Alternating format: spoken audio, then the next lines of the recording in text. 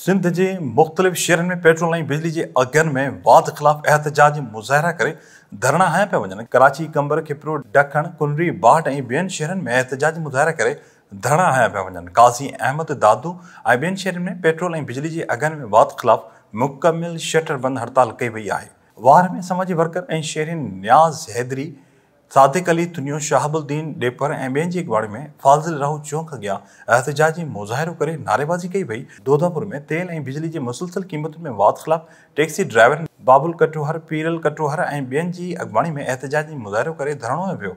एहतजाज कंदड़नि जो चवणु हो त पेट्रोल जी क़ीमत में 14 रुपया वाध करे अवाम खे आपघात करण ते मजबूर कयो पियो वञे। काज़ी अहमद में बिजली जी वाधू बिलनि, लोडशेडिंग, कलर भाण ऐं पेट्रोल डीज़ल जे अघनि में वाध ख़िलाफ़ सिविल सोसाइटी जे सॾ ते शटर बंद हड़ताल कई वई, जंहिं सबबि शहर जा मुख्य कारोबारी मर्कज़, शाही बाज़ार, रेडियो बाज़ार, रेशम गली मुकमिल तौर बंदि रहिया।